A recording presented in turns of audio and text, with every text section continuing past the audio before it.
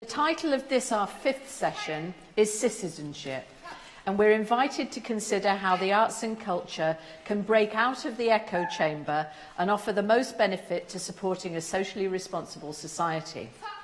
Frances Morris has played a key role in the development of Tate, joining as curator in 1987, becoming head of displays in 2000, and then director of collections and international art until April 16, when she was appointed director of Tate Modern. Frances has been instrumental in developing the Tate's international reach and its representation of women artists. So, exploring the institution as both social and cultural space, I'm delighted to welcome Frances to the stage. Thank you.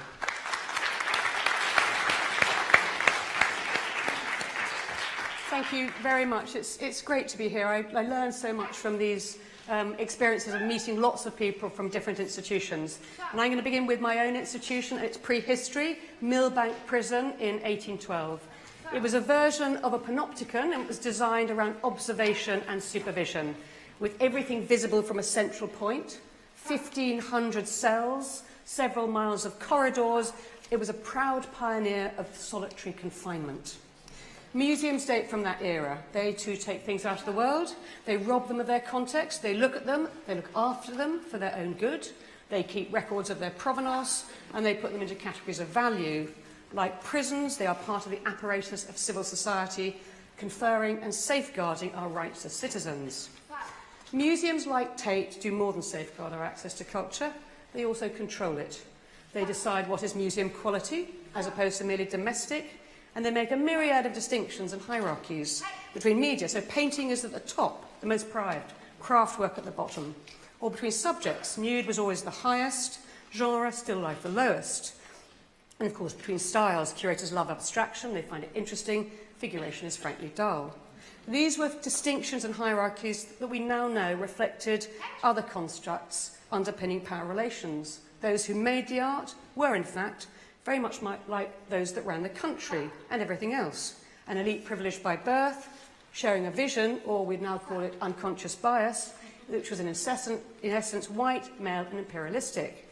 This elite not only made the art, they wrote about it, curated it, they sold it, confirmed its value through criticism and art history. So museums, rather like banks, were the organisations which conferred and regulated the supply and circulation of value in art, just as the judiciary regulated the supply and circulation of offenders via the legal system.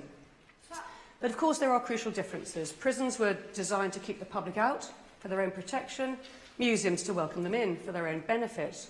And we all know, even if we can't demonstrate it all the time, that culture is indispensably part of a healthy society. It's partly what this conference is about. We've known it for a long time, and at the last few decades at Tate, we've spent a huge amount of resource devoted to developing learning, interpretation programmes, outreach strategies, audience frameworks, only to find that museum visits are now on the decline.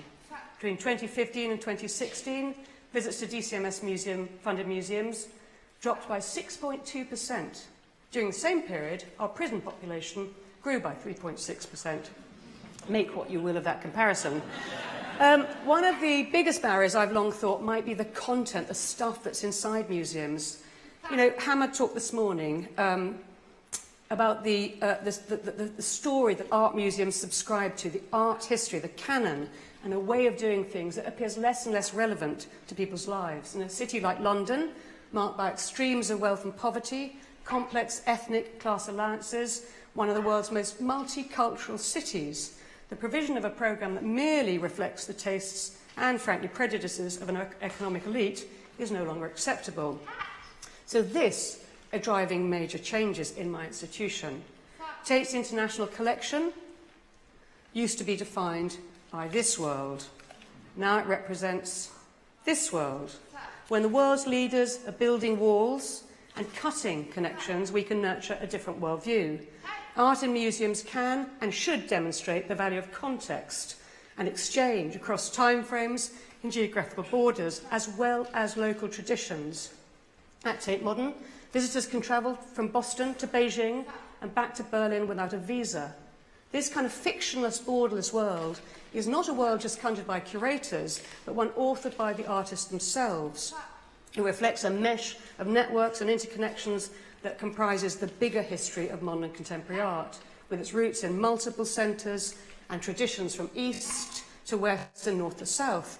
Contact generates conversation. It's doing so today. Difference fires the imagination, drives experimentation and innovation, makes us angry. Artists learn by borrowing and adapting as their own. And what do I mean by this? As a young curator, schooled in traditional art history and the idea of influence progressing through modernism, I made my first studio visit to now the late Helen Chadwick in London's East End. There I learnt that appropriation rather than influence is the driver of innovation. That is, that to take is as powerful as it is to give. This is a work called Ego Geometria Sum, the naked female body of the artist holding a cube covered in her naked body.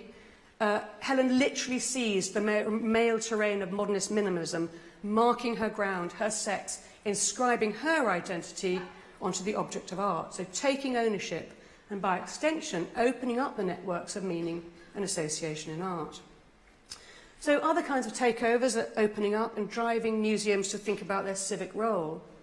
Here is a picture of Liberate Tate's unscheduled intervention in Tate Modern's Turbine Hall in July 2012, in a work they called The Gift. It was literally a gift to the museum. The museum was site and subject to protest, and to my mind it's one of the most interesting installations that's happened at Tate Modern, not authored by Tate. It's uncanny to think, really, of a very different kind of civic intervention here in Hull, the work of Nayan Kulkarni, in a celebration of 21st century creativity and the exchange between history and culture, industry and culture of local and global, collaboration between the art and the institution, a different kind of takeover. So here's Tate Modern using its light beam to protest against Ai Weiwei's incarceration, seeding an idea, then taken up and developed by Remain's guerrilla activities on polling day. Here's Tate with local children campaigning for art in schools on Assembly Day last year. One day later, here's the activist collective Where is Anna Mendieta, taking their stand against the display of Carl André's work. So this notion of takeover, so powerful a driver of innovation in the history of art, is beginning to reformulate the old-fashioned top-down broadcast notion of the institution. It's a model that might offer a way to rebuild public trust, the institution's openness, willingness to share, ability to listen, in exchange for artists' creativity, their risk-taking, and the trust of the public. Alongside of the voice of the institution, the voice of its users. So this spirit of takeover is now germinating inside the museum in Tate Exchange. 50 associates from universities to healthcare organisations, from local radio to dance companies, taking over the space in collaboration for sure with Tate, but more crucially with their partners, who in turn bring their partners and their friends. Here you can begin to see the collapse of that old division, deeply rooted in museums, between making art and consuming art, that so defined the character of the museum from its inception. Making happened outside the museum, experience and interpretation inside. So Tate Exchange is a place where you can be involved for as long or as little as you like. You can watch or you can participate. It might be coding, it might be crochet, it might be conversation. It is a place where ideas are explored through different registers of engagement, from research to play. So in place of the museum echo chamber, where ideas are contained within a closed system like the White Cube or the prison cell, Tate Exchange taps into those complex modes of communication, networks and relationships that you see activated here today. But ideas explored in one area can reverberate through complex journeys, through time and space, opening up new conversations, new relationships. Crucially, it's a safe place to take risks, for experiencing different works of art, different perspectives, a place of empathy. Here's a picture of our next but two speaker, Jess Toms. You can hear her in the front row, from Tyrwhitt's Hero. She's delivering her comedy show on last Saturday in Tate Exchange, surrounded by a captive audience which included me, united in a place and in a play around a theme, disability and exposure. It affects all our lives. So why might Jess want to share her vision in an art museum? Why might an art museum want Jess to take over the stage on a busy Saturday afternoon? I'm sure she will say something about that later. I want to say something just about play, because play is new to the museum, and I think it's an interesting notion. It's new especially to the citadel of the Art Museum, where it's rarely seen. But just you think of the metaphors we derive from play. We play with an idea, we knock ideas around a bit, we throw balls into the air. Daring ideas might be a bit left field or below the belt. So we've long valued experience and developed sophisticated approaches to interpretation in the museum. Should we not now add play? So in an increasingly populous world where opinion is more and more shaped by Twitter-sized nuggets of prepackaged prejudice delivered direct to the hand, the need for slow down, slow time cultural activities in a protected public space feels increasingly important. And I think play can play a part. When Tate Britain opened in 1897, a good deal of the audience who flocked on day one were not the carriage folk, but actually they were the local people and the bored school children, and the critics commented approvingly. They were drawn as much to the art as to the fountain in the front lobby. When I left Jess Tom's brilliantly frank and funny session in Tate Exchange, I made my way down to the beautiful but quite fortress-like south landscape of the new Tate Modern, and I was there to check a recently installed fog sculpture by the Japanese artist Fujiko Nakaya. And in the fog, there were young people, including some taking a breather from Jess's performance. And here I was seeing an involuntary takeover through play at the threshold of a national museum. It's their museum. I think it's time to bring the fountain back inside. Thank you.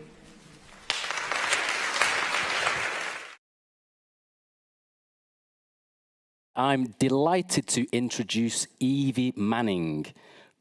Evie is co-artistic director of Commonwealth, the award-winning theatre company making site-specific events that encompass electronic sound, new writing, visual design, and verbatim. Based in Bradford and Cardiff, Commonwealth tour productions across the UK and internationally.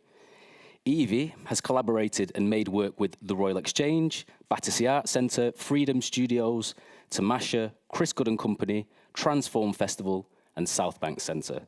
Most recently, curating WOW Festival in Bradford. Ladies and gents, Evie.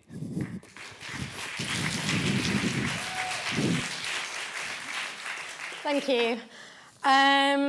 Right. Before we get into this, I just wanted to say that I hate theatre, and I hate the theatre industry. And it always surprises me how many people who work in theatre will say they hate theatre. And then I think about this and I think, oh, I think that's because, I'd like to think it's because, people go into the theatre and they think they're going to make change or they're going to do something positive in the world. But as we keep hearing here, theatre needs a complete revolution before it's going to make any change. So all of this talk of like, oh, how is the arts going to save Brexit? I just find it so frustrating. So I'm like, the art's not going to save anything unless they save themselves first. So anyway, that's just, let me get that out of the way. Thank you. I would like to think that theatre could be part of building a social movement. It's the oldest collective art form. In its DNA, it's bringing people together. Theatre is nearly always a collective act. And in these times of hyper-individualism and people drawing lines around themselves, I think it's important to really honour that, to allow the collective process and the letting in of lots of voices be a challenge to that isolationism that we're seeing around the world. For Commonwealth, making theatre is about making change and about bringing people together. We treat every play we work on like a campaign.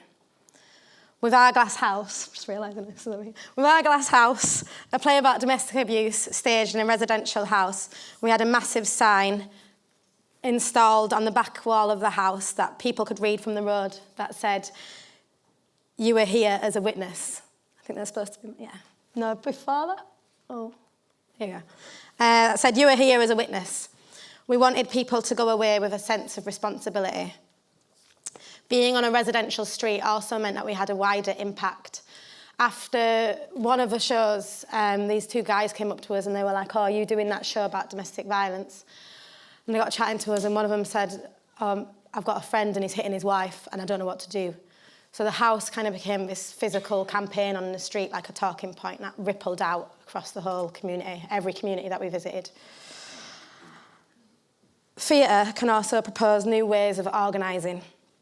In Bradford, where I'm from and where I live, we have the youngest population in the country. 45% of the population are under 19. One youth centre I work in is tiny. There's like 80 kids in there listening to YouTube, eating sunflower seeds, and then I'm trying to do like a drama workshop in this other tiny, tiny room with like 20 kids. So it's very difficult. We don't have much infrastructure, either in the arts or locally. Youth centres are closing across the city, and there's a lot of good youth workers with no spaces to go to. So with a group of 10 women and 15 teenage girls, we decided to set up a political, creative, social space called Speakers Corner, which is an empty shop right in the city centre of Bradford. And we use this space to host political talks, workshops and events. We do this without project funding. We felt that if we wanted to be responsible as an arts organisation, we have to address the needs of our place and create a space that feels like it's everyone's. We run as a collective. Don't know. All right. We run as a collective, so we collectively programme everything. We co-design flyers. We get together and we pool ideas of what people would like to see happen. And we see the collective as a movement, so it kind of grows every week. It's not a participation project of Commonwealth where we say this is what we think you need and then we design and deliver it. It's about everyone coming together and saying, well, what do we need? And then the group facilitates that. And the powerful thing about it is it's so responsive. We programme on a 2-monthly basis, and the talks or workshops that we programme address the conversations we've been having in the group, which means that the programme becomes about the world right now and becomes about what's going on in the group right now. And I kind of feel like, oh, wouldn't it be amazing if theatres could kind of build into their programme, you know, like 3 months of the year where they don't know what's going to happen and they programme it, but they still leave the same amount of money, but they just don't know what's going to happen, and they just take that risk and make something really responsive. I'd love to see that. Anyway, Speakers Corner. It's a female-run collective, although there are men involved. We're interested in the idea of sisterhood as a methodology, of encouraging and supporting each other and not promoting one leader. We want to build from the ground up as a collective. Another central tenet to Speakers Corner is activism. We couldn't have been prouder that when we went down to Wow London and walked past Downing Street, the girls didn't want to take tourist pictures. First of all, they were all like, oh, let's buy some eggs and egg it. And I was so proud. And then we saw a group of Tamils from Sri Lanka who were opposite Downing Street protesting, and the girls just wanted to go and talk to them about their hunger strike. So we were stood there talking for 20 minutes. We only had 40 minutes for our walk around London. We'd never been to London before, and they just wanted to speak to this group of Tamils. And as we were talking to them, one of the girls said, oh, don't worry, we'll raise awareness about what's going on at Speakers Corner. And I just felt like there's such an amount of agency that comes from having a space that you feel is yours. And as a site-specific theatre company, we've not really had a physical space before Speakers Corner, so it's really made me think about how critical our public buildings are. In a world operating on private interest, we need those public buildings to come together more than ever. We should be thinking of the function of our public buildings, our galleries, theatres, museums. We feel like above the door of every theatre in the country, it should say, paid for by public money. There's public buildings in Bradford that sit empty most of the time when there's people that need spaces. I really don't get it. I find it really difficult to deal with that. Because since we've opened Speakers Corner, so many people are like, oh, we need a space, we need this, we need that. People want it, and there's people who've got it. And no matter how many policy reviews you do or audience engagements, it's just about reaching out. So like at South Bank, for example, they wrote to refugee organisations across the city, and they let them know that refugees are welcome in their public spaces, that they can come in and charge their phones, they can eat their own food. And then, you know, you've also got like the South Bank corridor spaces used by dance groups. Stefan Baskerville, who's from a New Economic Foundation, was talking about how institutions across the country are seeing their numbers fall. So in churches, in unions. And he was saying if institutional mechanisms aren't there for different people from different backgrounds to just come and talk together in real life, then democracy will fail. It's like the central kind of tenet of democracy. We need those places. And for me, the theatre industry creates echo chambers. There's so many times I've gone to a meet and greet in a theatre and there's 20 staff there from all departments and none of them have an accent that sounds like the city they're based in. Leaders in theatres need to start employing people who don't look and sound like them, not just to do the outreach and the participation, but in the producer teams, the marketing, the press teams.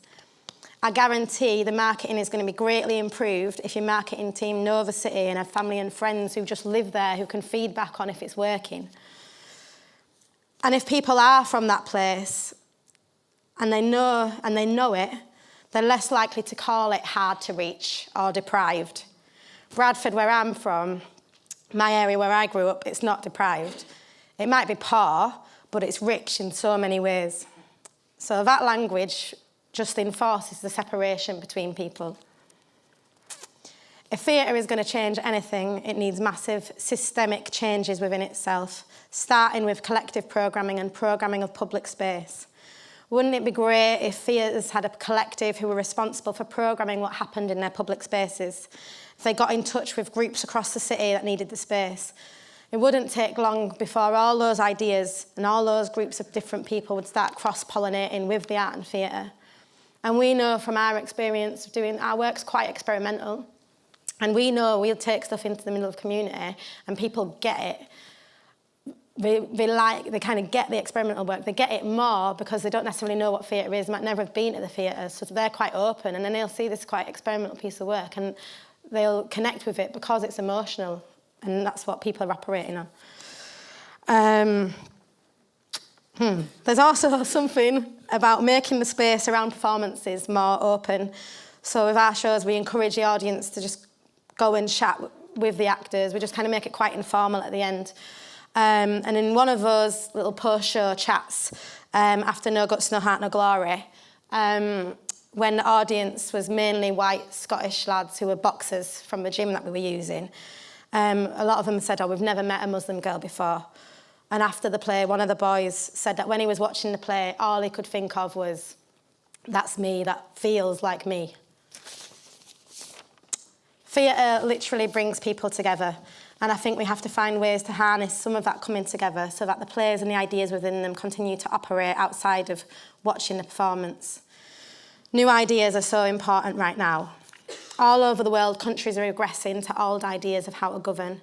The right-wing narrative is one of isolationism. Theatre is the art form that can still operate outside of the mass media. That's why I still make theatre. I believe that cultural and public will is important.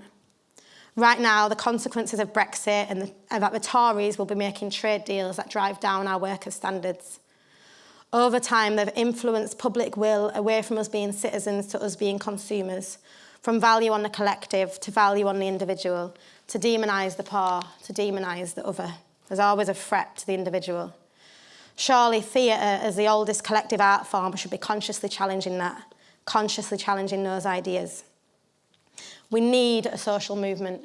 We need a movement for social transformation, a movement that imagines how we want the world to be, that shapes and inspires and gives space to people and ideas. And those ideas have to come from everyone. We need to let audiences be part of deciding what they want to watch. We need to trust them to be part of making and shaping what that is. With No Guts, No Heart, No Glory, we interviewed Muslim female boxers. One British University champion, Syra Tabassum, ended up being in the show. Ambreen Sadiq, who's the UK national champion, was 100% sure she didn't want to perform, but she acted as a consultant. She came into rehearsals all the time. Ambreen made that play as much as us. At Commonwealth, at the crux of all our work is the belief that people are experts in their own experience, their own lives and their instinct. We're interested in how much people can teach us, how much we can learn from each other. I led a drama residential for survivors of domestic abuse the other week, and we were devising and writing together. Watching one of their performances back, I thought, this group of survivors will teach us more about hope than anything else. So yeah, when I got asked this question about citizenship, I kind of just thought, it's so simple. All we need to do is just start talking to each other. So, yeah. Thank you.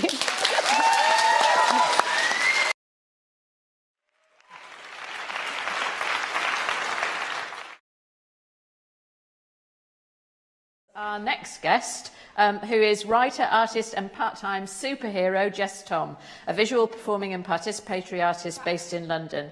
In 2015, Jess performed her broadcast from Biscuitland as part of Live from Television Centre, as I said, and undertook an extensive tour before taking it to New York, Toronto, San Francisco and Los Angeles, recently coming back from a stint in Australia. Jess, you're very welcome. Come and join us.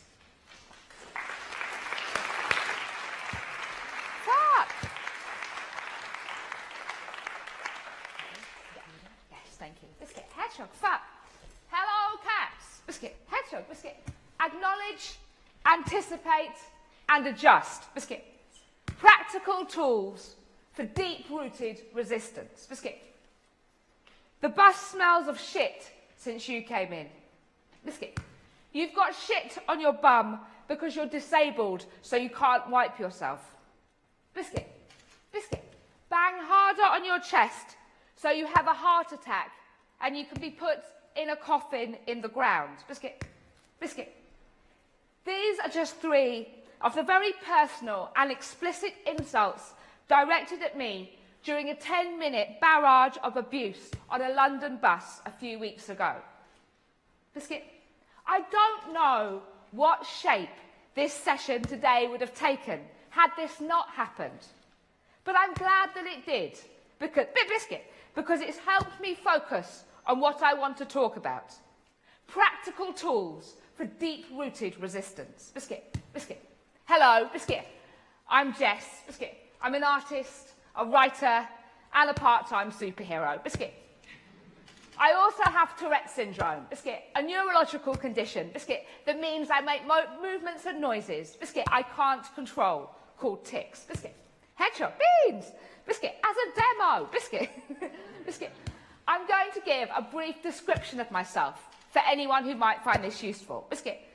Beans! I'm a 30-something white woman of average build, biscuit, with curly brown hair and a very cool wheelchair. Biscuit.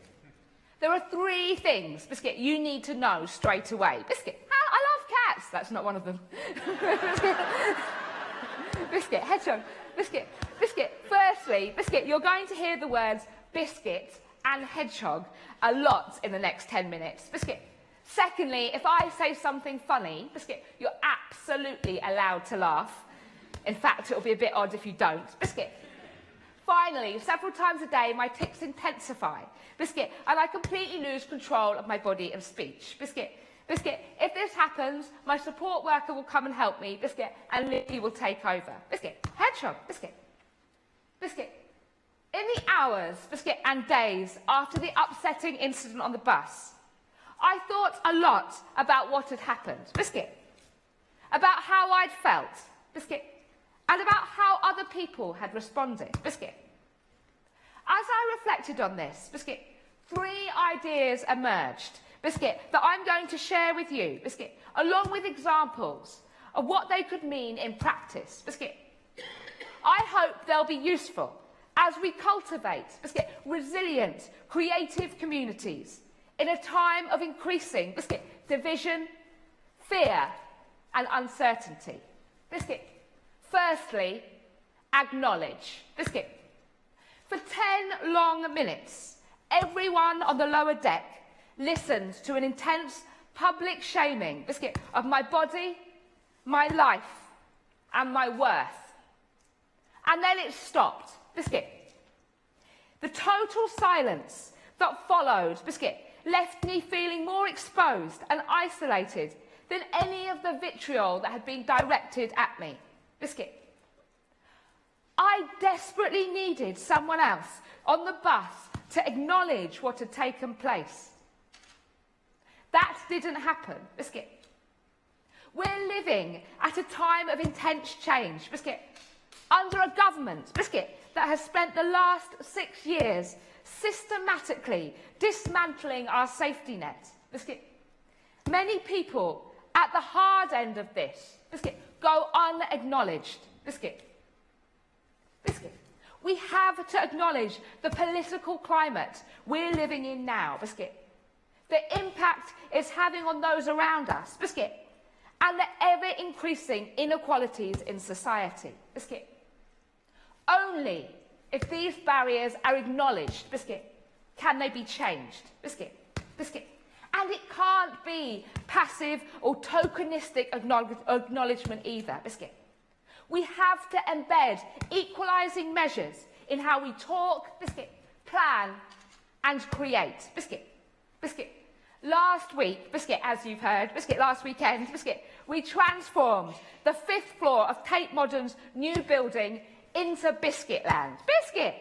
Disabled and non-disabled children from across the UK joined us for 3 days of creative, biscuity adventure. Biscuit. Biscuit. The event was part of Tate Exchange, a programme that gives over physical and digital space to diverse associate organisations. Biscuit. Tate Exchange starts by asking how art can make a difference to society and takes us on a journey of discovery into different ways that art has become active over the last 60 years. Biscuit, it asks us to consider how artists have changed our understanding of what art can be and what it can do. Biscuit. And for an institution like Tate, Biscuit, that can sometimes appear monolithic, Biscuit, this shift in focus is an inherently political act. Biscuit.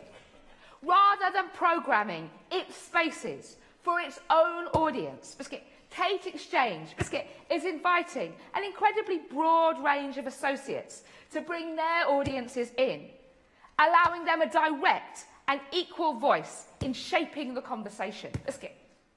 Biscuit.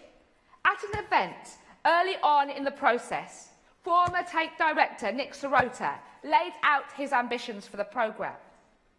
He talked passionately about how many in government entirely miss the value of the arts sector to our country, not just financially, but in terms of well-being and happiness. His focus was on the intrinsic worth of arts have within our communities and his frustration with how this is steadily being eroded. In this context, Tate Exchange can be seen as Tate's acknowledgement of these broader concerns and its willingness to adapt to challenging new circumstances. Nick's message was inherently political, and by framing it in this way, he made it more interesting, relevant and powerful as a result. Tate Exchange is a genuinely bold experiment and dares not to provide all the answers to the questions it poses. Sitting on the bus, I felt incapacitated, in part by the inaction of my fellow passengers. I didn't need them to know exactly what to do to help, but I did want them to be present, and to acknowledge what was happening to me. If arts organisations ignore the widening gulf of inequality, they risk becoming complicit in the destruction of our communities. Secondly, anticipate. In the 7 years, since we founded Tourette's Hero, the idea, that positive memories are protected, has underpinned much of our work, particularly that with disabled and non-disabled children and young people. On the bus, I became acutely aware of what this term meant to me in practice. I was able to draw on my positive experiences and feel resilient. Being part of a creative community meant I had a support network to seek advice from and creative tools to utilise.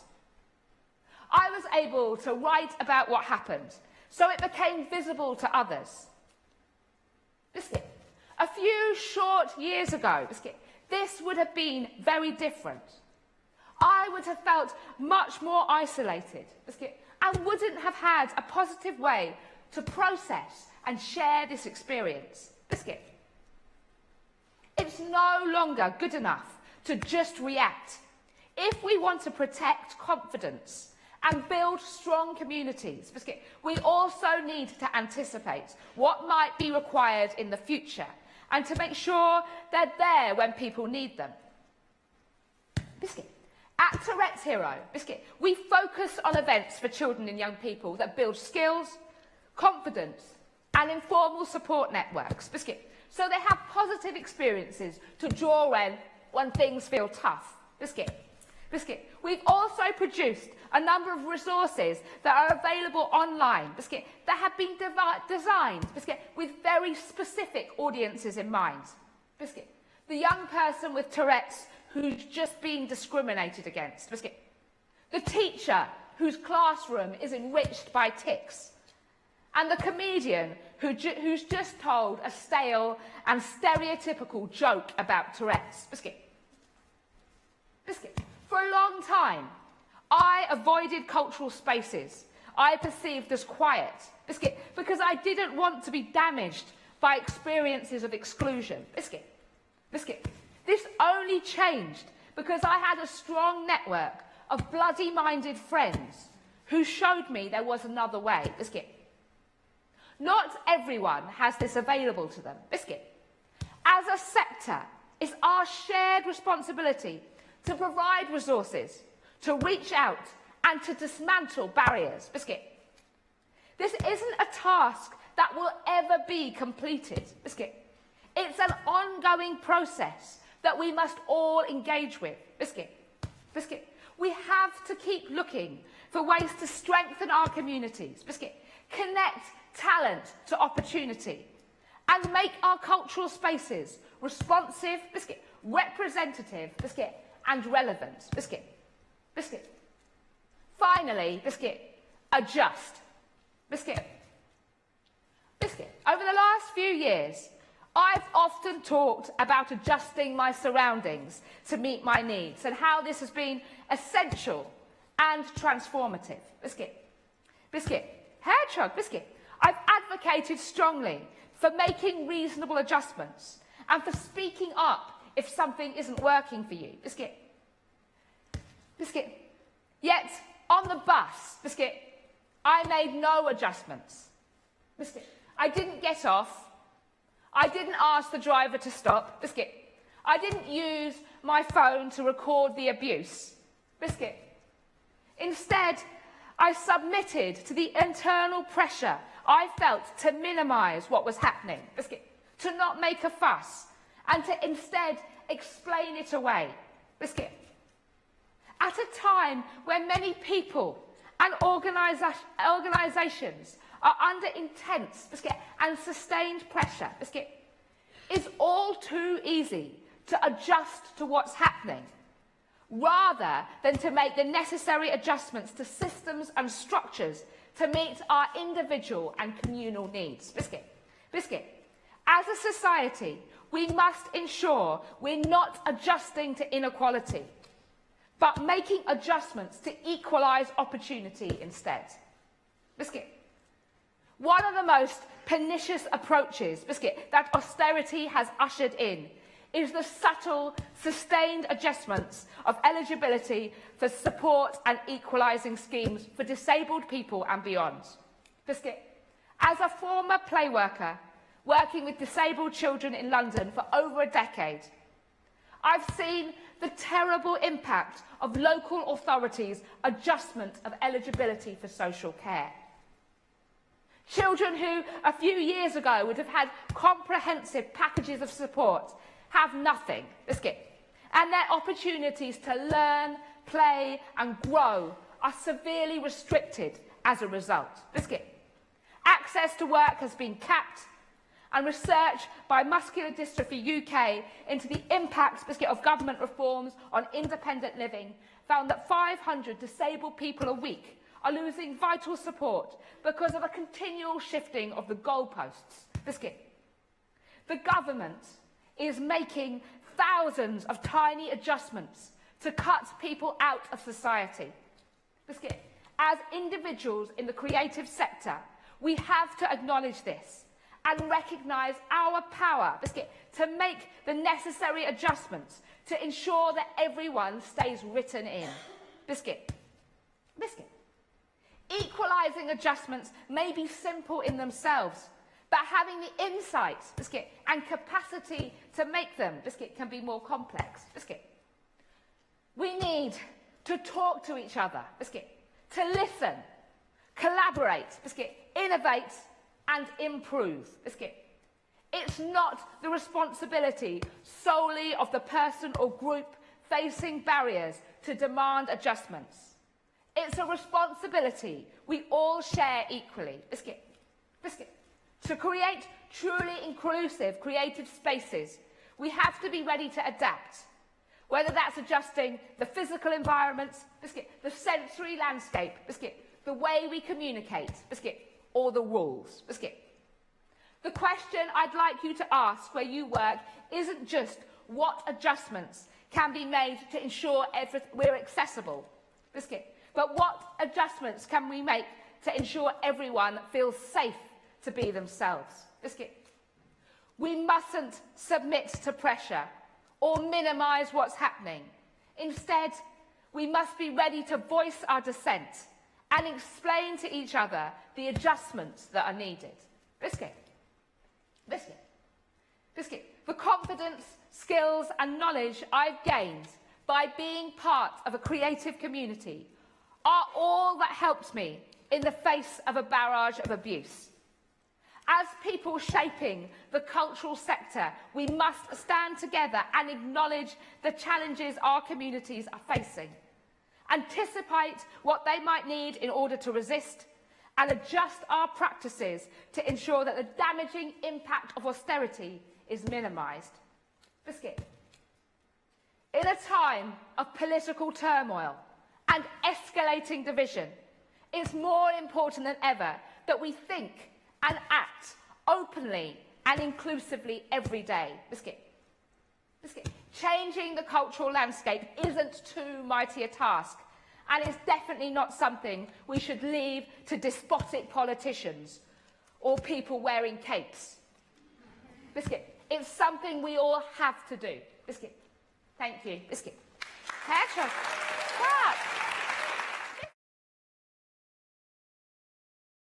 Next up, I am delighted to introduce you to our hero of the day, John Lord, who, as everyone heard earlier, has stepped up to the plate last minute to be here. So when he gets up, I'd like to give him a massive round of applause.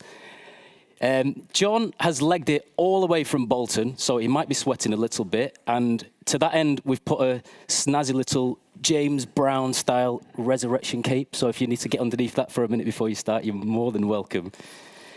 Now, John is Chief Exec of Bolton at Home, the Borough's Housing Association, who are working closely with arts to transform communities. At this point, I'd like to thank Roddy Gold from Bolton Octagon for helping us to invite John at such late notice. Ladies and gents, big thank you, big warm welcome to John.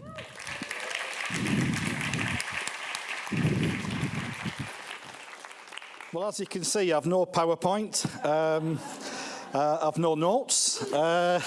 We had an email exchange last night telling me roughly what it was about. I didn't know who my fellow speakers were just as well, because I probably would have shat myself, frankly. I didn't realise that the size of the conference or the great speakers there was going to be. I am a consumer of the arts. I'm nothing to do with the arts in any other way. I go and look at paintings, I go to watch plays, but also I'm in charge of an organisation that funds it. We are the only housing organisation in the country to have 3 arts officers on our staff and have done for 20 years. Why do we do that? I will explain in a minute. Just to give you a bit of context, Bolton's about 10 miles north of here, so I haven't legged it that far. It's an old cotton town. 90% of the world's cotton used to pass through Bolton 100 years ago. I'm the first in my generation not to work with cotton since 1750s. And as you can tell by my accent, I do come from Bolton, so I do pass Edie's test. That when I go out and speak to people in our communities, at least they can understand what I'm saying to them. We have 18,000 properties. We have a turnover of about £80 million generated through rent and all the usual stuff. We build houses, we maintain them. This morning when I came in, one of our lorries had been nicked, so we couldn't deliver materials to do repairs. So this was quite a welcome change to come and talk to you. But we employ arts officers and have done for a while. Why would we do that? The Daily Mail asked that question. When we put an advert out about 10 years ago to recruit an arts officer, we managed to have the great accolade of a full column in the Daily Mail as to why would a housing organisation waste its money in recruiting community arts. This is symptomatic of the left, liberal leaning, all the rest of it. So that we knew we were doing something right. And so we've pursued it, and even in the last 2 years where we've had to take £13 million of cost out of the organisation, the Community Arts Service was ring-fenced. And it was ring-fenced for a very specific reason, because it's the best way of communicating with people that we can find. And we've got a whole community development team. I've got officers who are dedicated to food and food growing and developing food pantries, moving on from food banks where people are recipients of charity to something which is a bit more empowering for themselves. But isn't it just outrageous that we even have to think about feeding people? It wasn't even on the agenda when I came into housing in the 1980s, and Mrs Thatcher was in charge then. You know, the fact that I have to pay people now to work with people to help them feed themselves is, you know, it sort of beggars belief to me. We also look at having to tackle social isolation. Huge issue. When people are told through their lives that they're not going to amount to much, it shouldn't come as a great surprise when we get a Brexit vote. I knew Brexit was going to win because every day I was talking to people who were going to vote for Brexit. And they weren't voting for Brexit, mainly because of the immigration issue, actually. It was genuinely two fingers to the establishment for a lot of them, because irrespective of what government's been in, it has made not a jot of difference to their lives. If you are poor, you are poor. It might be slightly better if Labour's in, and slightly worse if the Tories are in, but actually when your life consists of being able to find something to eat, and that's it, and to exist, those sorts of things, the things that matter to other people, don't actually affect your community and you in the same degree. So it didn't come as a great shock. But we have a huge issue around communities which have been systematically brutalised, have been systematically told they're worthless, have systematically been told that bit isn't for you. And I'll touch on that when I come on to the work we do with the Octagon Theatre, because that's really important. So that's why I wanted to say it. The arts is a great way of engaging people. You all know that. But we don't do enough of it. Everybody has a story.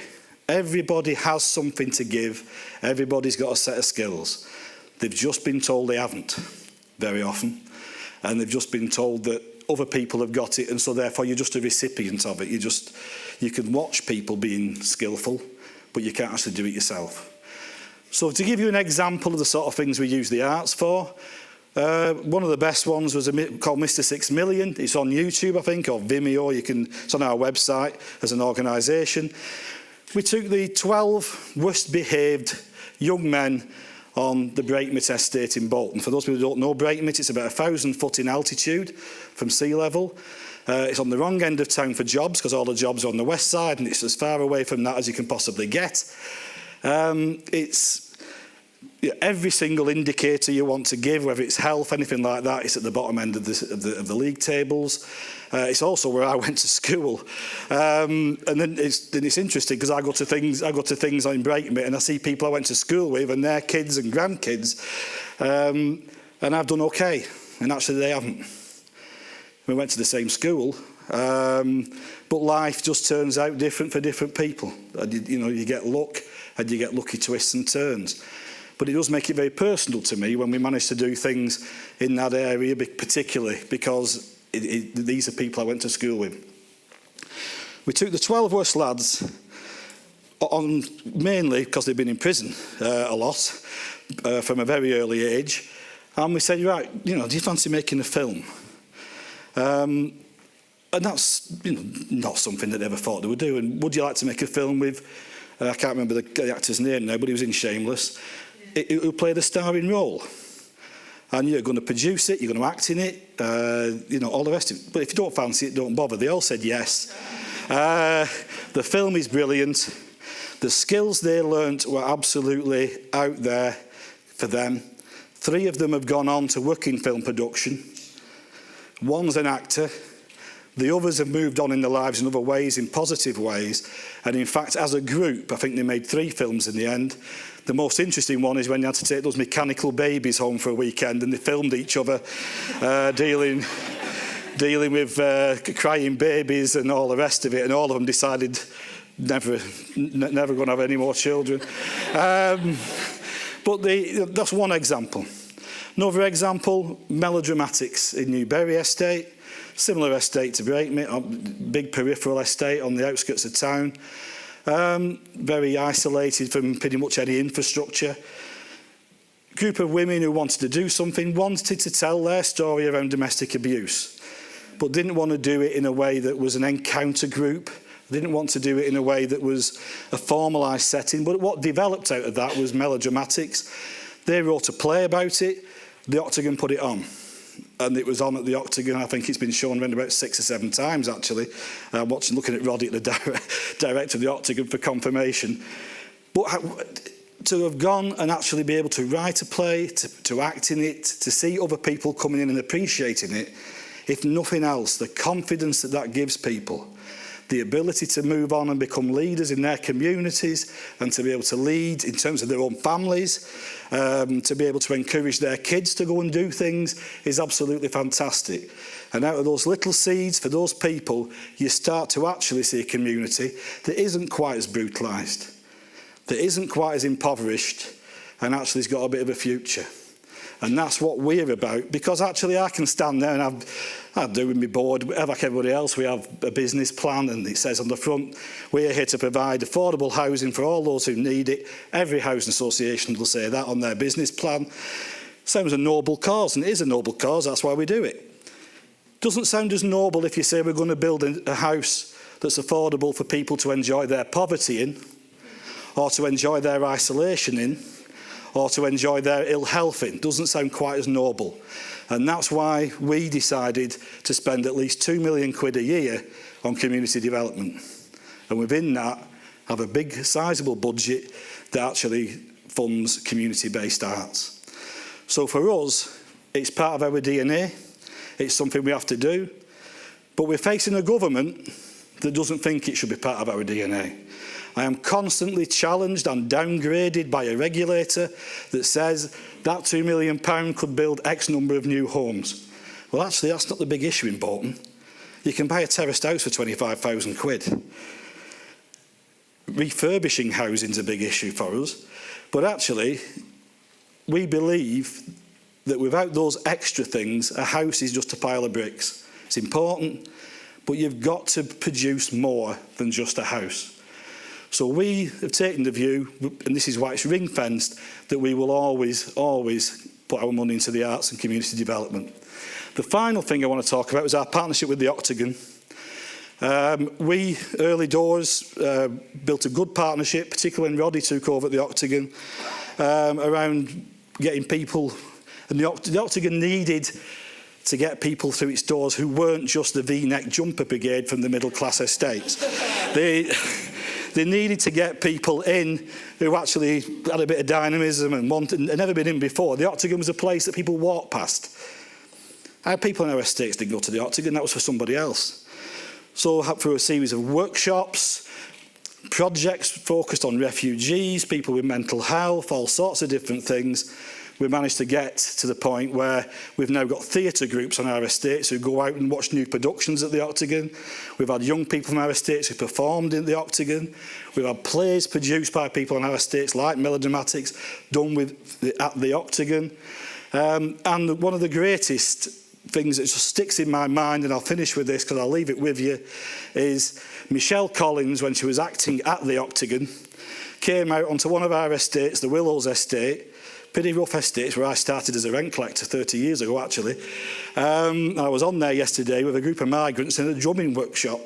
But they went on to the Willows. She ran a bit of a class, Shakespeare on the street, and they sent a fantastic image of a woman with a cigarette hanging out of her mouth, hanging out of a bathroom window of a house playing Juliet, and a bloke underneath doing the sort of Romeo bit, which I just think was fantastic. The whole estate watched it. They walked around the estate, acted out bits of Shakespeare. It was absolutely wonderful, and that's why we all here, that's why we need to carry on funding it as an organisation, and I hope that you all have got a load out of the conference. I haven't, because I just turned up at 1 o'clock. But I think it's really good to be talking about citizenship and the arts, particularly in the world of Trump and Brexit, and we should be doing more of it. Thank you very much.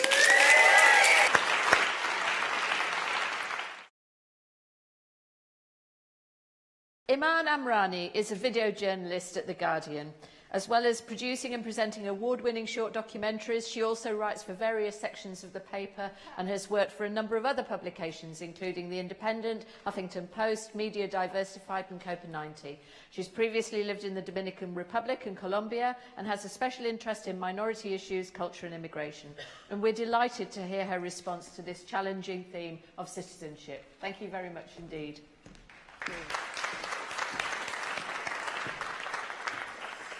Hi. When I get introduced to somebody who works for The Guardian, everybody assumes that I'm a liberal metropolitan elite. And I hate that. When I'm going out reporting, I find that is a barrier that I come up against a lot. And it's not a barrier I identify with. Yes, I have got a privilege and a platform. I work in The Guardian. I have the ability to go and nag editors to commission me to write things. And I do feel a certain level of responsibility.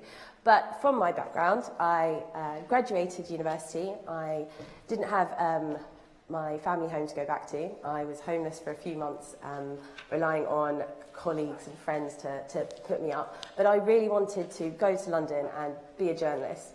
And it was really difficult trying to make that happen. You know, university fees are really expensive. They've gone up, they've been hiked up so much. I was living in my overdraft. Rent was £700, £800, you know, to live anywhere near Zone 2. And it was, you know, it was a challenge. And I think that, you know, one of the big issues that I've seen following Brexit is the need to kind of divide the UK between the metropolitan elite that wanted to vote Remain and, you know, the Middle Englanders who voted Leave. And I think on both sides we have been pigeonholing and boxing people, and we have been limiting ourselves to our own little bubbles, and that's what I wanted to talk to you about today. When I woke up on the 24th of June last year, I found out that we were going to leave the EU, and that troubled me because I'd always seen Europe as an opportunity for escape. You know, when London was so expensive, there were so many issues for young people in the UK, the job market is not very forgiving, and I thought, you know, well, I could just go to Berlin, I could go to Madrid, I could go live in Paris or something, or I could go do a master's. The master schemes I wanted to do in the UK were far too expensive, but I found out that I could go to Paris, and with my economic background, I could get a bursary as a member of the EU. But all of those plans are crumbling away, and as we see, we're going to leave. Today, Article 50 is going to be triggered, and we're just going to have to decide how we move on now. So, I do have colleagues at work at The Guardian who were Eurosceptics, and they wanted to leave the EU, although they weren't convinced by the kind of the deal that was being marketed by Gove and Boris Johnson. And I think it's interesting to just identify that people who work in The Guardian did want to leave the EU. There are people who, you know, are young working class people who wanted to stay in the EU. And I think that it's really not as simple as the debate that has been presented to us, and we've reduced people to faceless stereotypes, and that's in a big part, you know, that is the responsibility and the fault of the media. Before the referendum, the lines were drawn, there was a script that was written, and the council divided.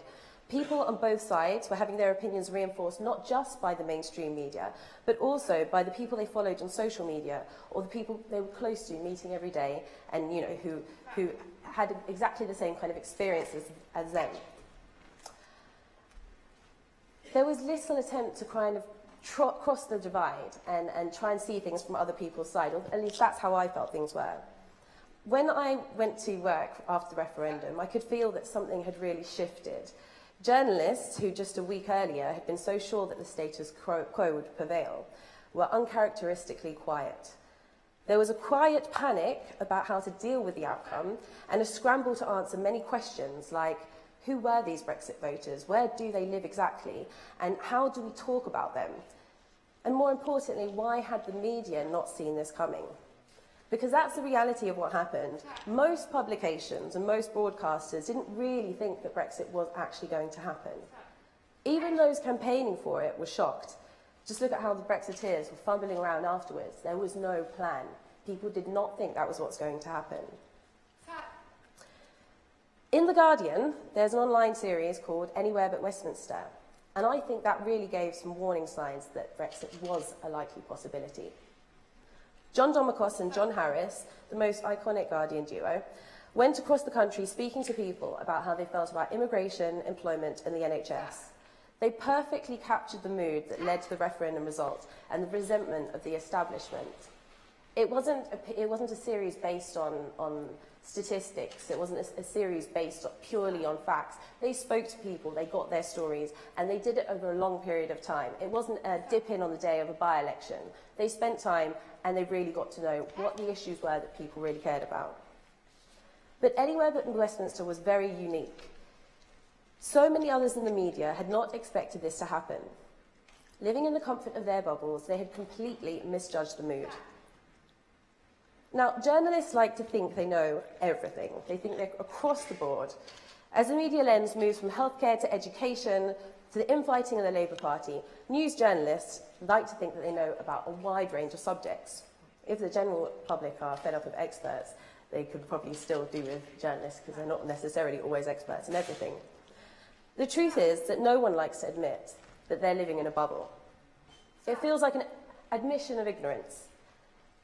To some extent in the digital age, with information at the tip of our fingertips, there's a feeling that we do know a little bit about everything. But there's no way that one person, in their own lived experience, can straddle that of every social class, ethnicity, or gender. And the limitation of our experience is the wall of our bubbles. It requires a brutal honesty to acknowledge one's blind spots, and even once we locate them, it can be uncomfortable to deal with them. A few months ago, I had my bubble burst after seeing Nigel Farage on Loose Women. I'm not usually at home in the daytime. I don't watch daytime TV, but this video was shared in a pro-Brexit group on Facebook that found its way onto my timeline.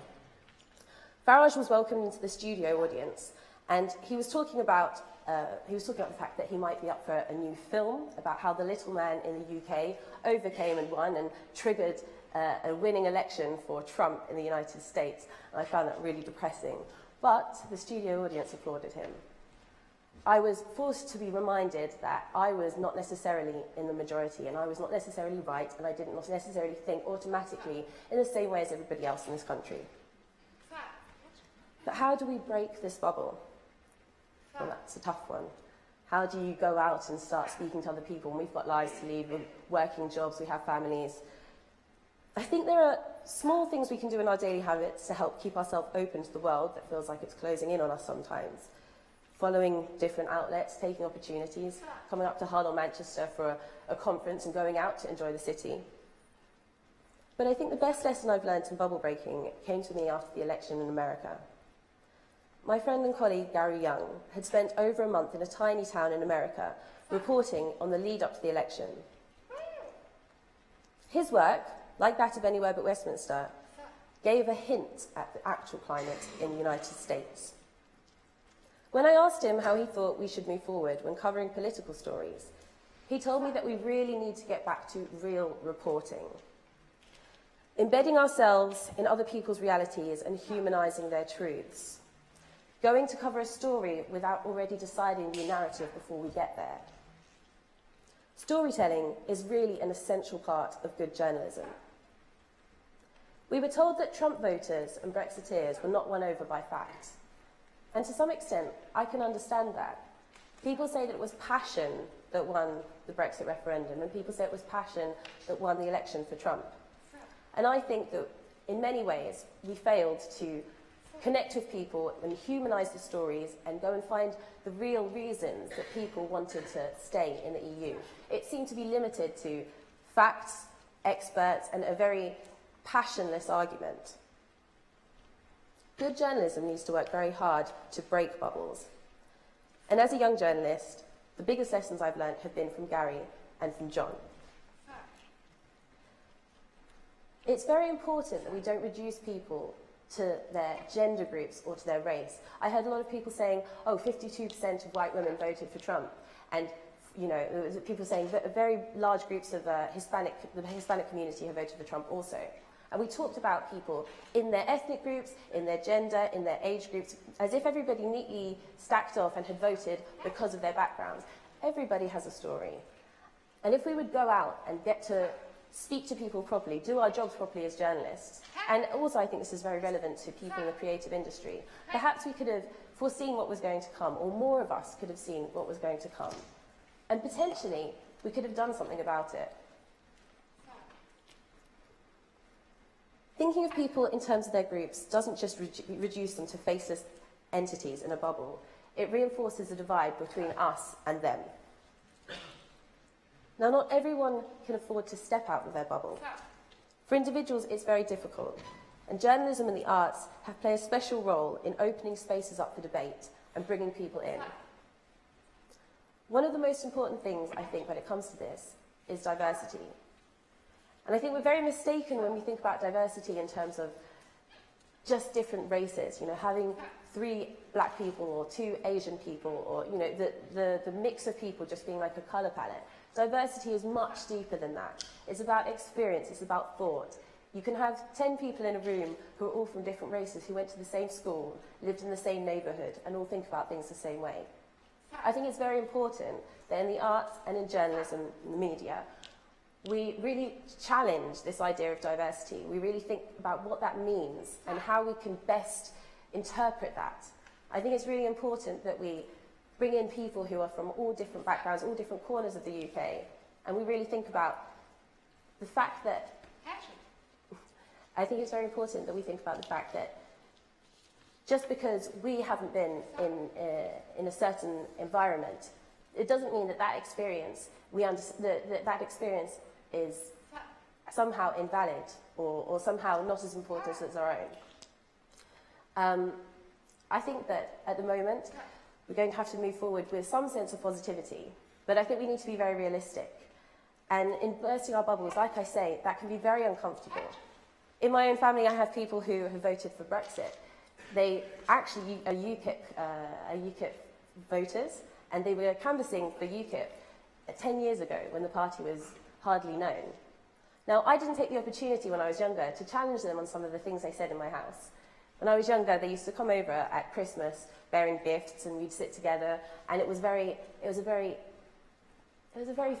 familial and friendly environment. But they would say things to my dad about immigrants. They would say things which were clearly xenophobic or Islamophobic, and we would shrug that off because it was family and because it was unnecessary. It was Christmas, and we all wanted to just get on. I think now there was a way that I could have approached them and challenged some of the things that they said, and I think that that's very important that we find ways to reach out to people, to have discussions outside of our bubbles with people who completely disagree with us, even when it seems really difficult. Thank you very much.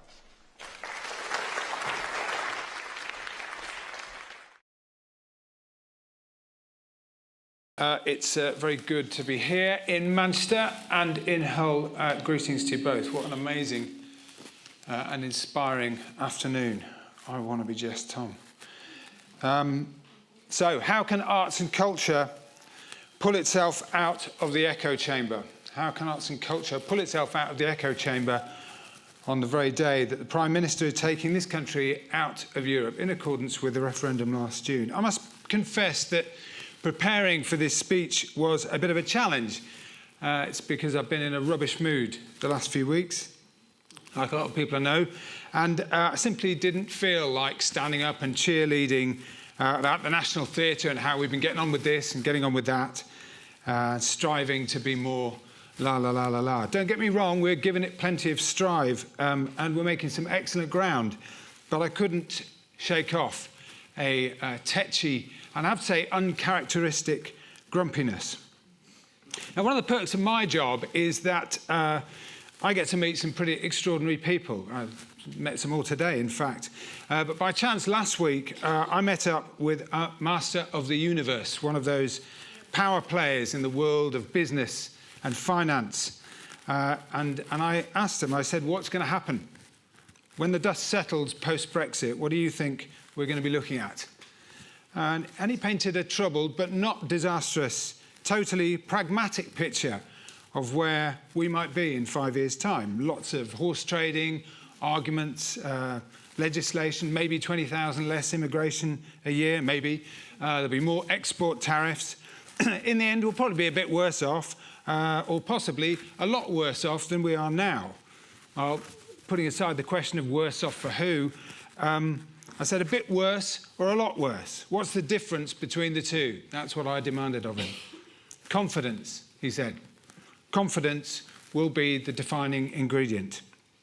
Now, don't get me wrong, I take a lot of issue with many of the habits and consequences of those masters of the universe.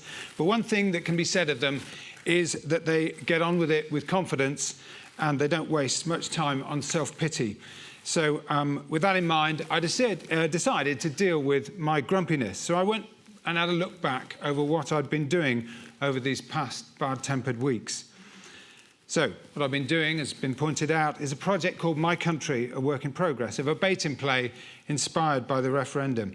In the last 5 months, I have listened to hundreds of hours of testimony from people right across the country talking about their country, about Europe, immigration, leadership, their lives and where they live.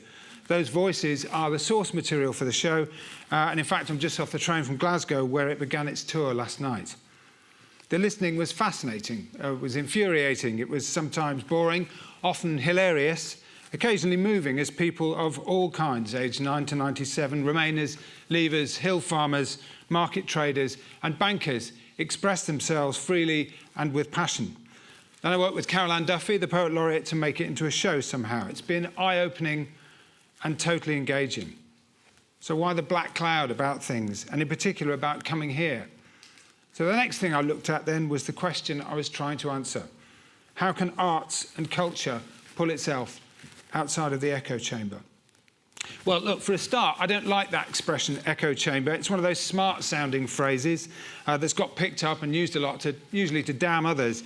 It's very nowness, replacing the need for evidence.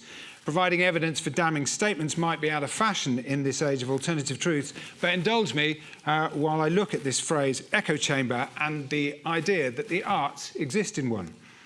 The technical definition of an echo chamber is a hollow enclosure. Between all the organisations involved in No Boundaries, all the organisations represented here and in Hull, the audience that we already reach every year might well number tens of millions of people. Very unhollow people of many opinions and persuasions. Also, across organisations that work in the arts in Britain, like Commonwealth, there are many that don't work in chambers or enclosures at all.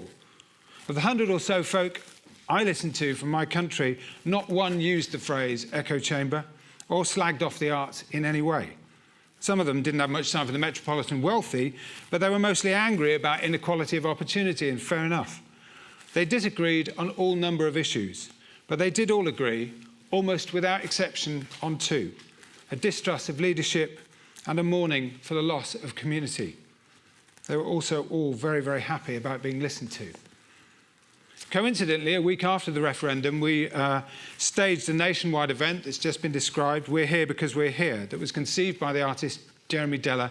He and I worked on it for over 2 years with Birmingham Rep, with Manchester Royal Exchange, 25 other theatres around the country to commemorate the Battle of the Somme. 1,500 volunteers appeared in railway stations, up mountains, shopping centres, town squares all over the country, each representing an individual soldier that was killed on the first day of battle.